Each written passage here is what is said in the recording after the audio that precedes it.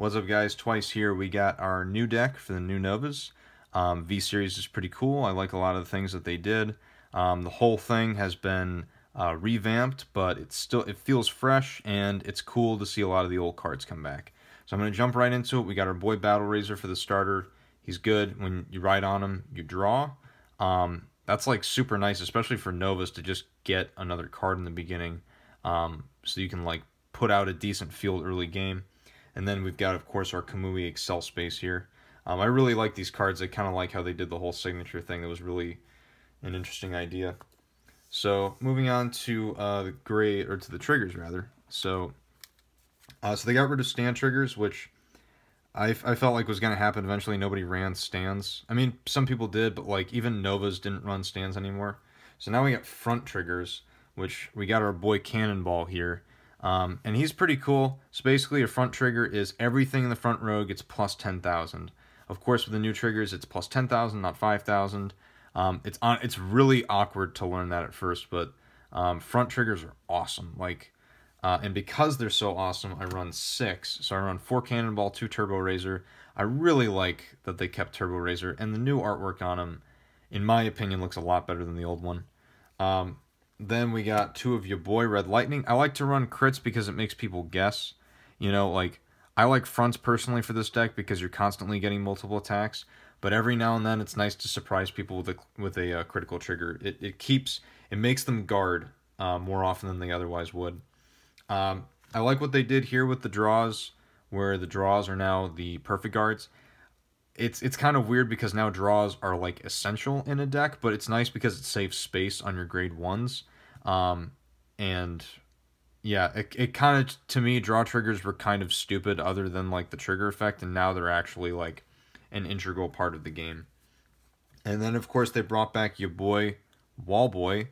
I don't know why they didn't go with Ring Girl Clara, but I like Wallboy, and he looks really cool, so it's all good. Then we got grade 1s. I run 12. Yeah, I run 12. So we got 4 Jetraizer.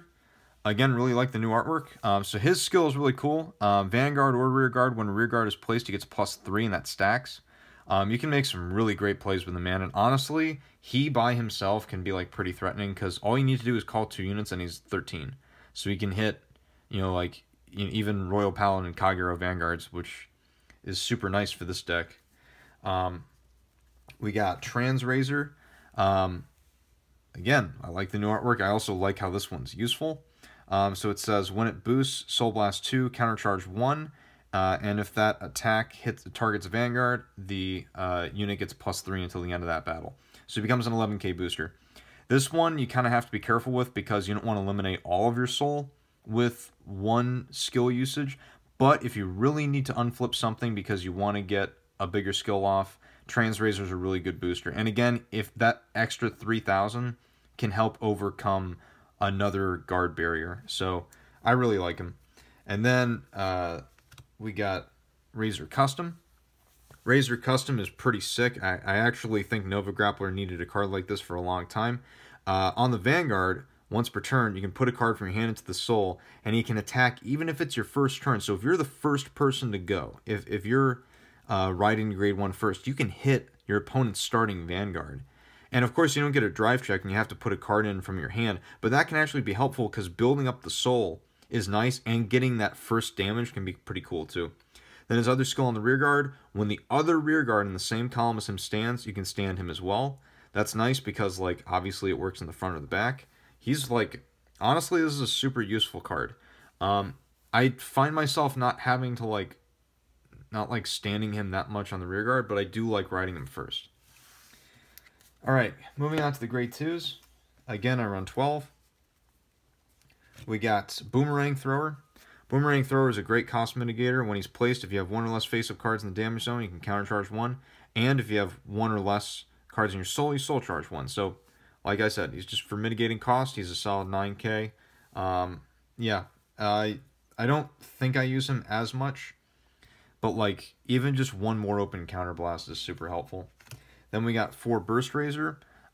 When your Vanguard attacks, you can counterblast 1, soul blast 1, and you stand him. And if your opponent has 4 or more cards in their damage zone, he gets +3.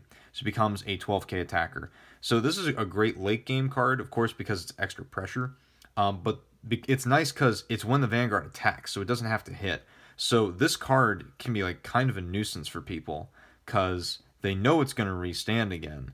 So it's like, you know, how do they guard it? He's a really good card to have on the Excel space too, because that's a solid 19k that can restand itself. For a relatively low cost too. 1 Counterblast, 1 Soul Blast isn't that bad. Then we've got 4 High-Powered Raizer Custom.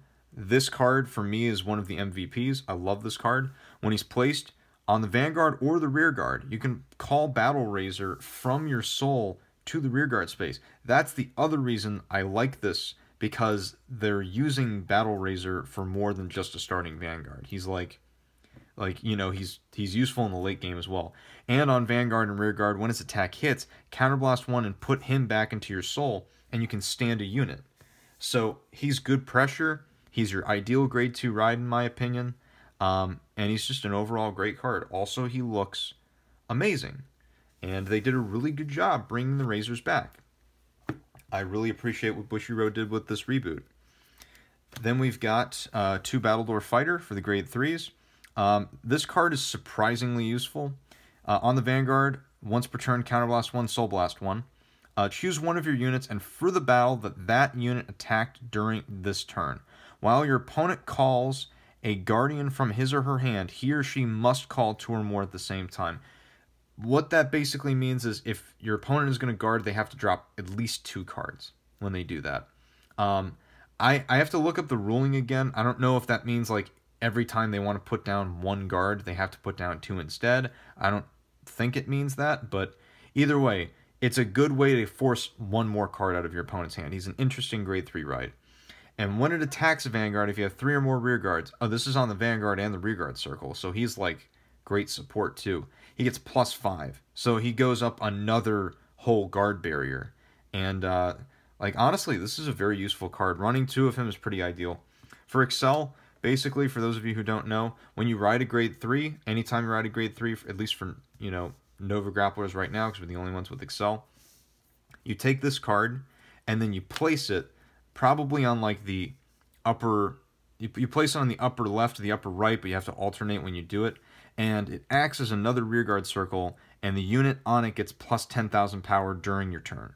Okay, so it's basically giving you another column, essentially. And it's great because they have that for that turn, these are like perfect targets for restanding. And they can intercept too, which is great. Honestly, this makes me love this game more. I think, especially for Nova Grapplers, it's so nice to just have more units. And, like, especially more front row units. We kind of needed that, in my opinion, to not have to stand things so often, to literally just have more things to attack with. So I really, really like the way they did Excel. And then for grade 3s also, we have 3 Asura Kaiser. He's, in my opinion, he's not like your ideal grade 3 ride, but he's pretty cool. When your drive check reveals a grade 2 or greater card, stand one of your rear guards, and if it's a grade 3, counterblast 1 and it gets plus 10k. He can make some pretty cool plays. I really like this card. Unfortunately, I don't think it's as useful as the other card that's the grade 3, which is Perfect Raizer. This card is amazing. It goes extremely well with this deck, and I really like the new artwork for him. So Perfect Raizer's skill is when it attacks, counterblast 2, and stand 2 of your rear guards in the front row. So again, that applies to cards that are on the Excel space as well. Counterblast 2 is a decent cost. It's not too hard to mitigate, and it means that you can basically do it every turn.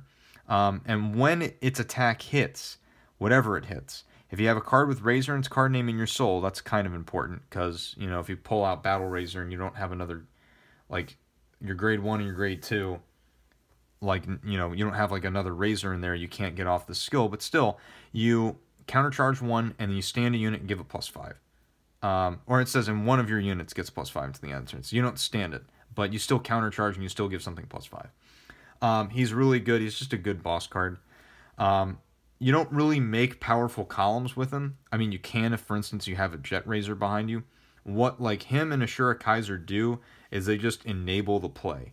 You know, I think Battledore can be a little bit more of a beat stick, and that's nice.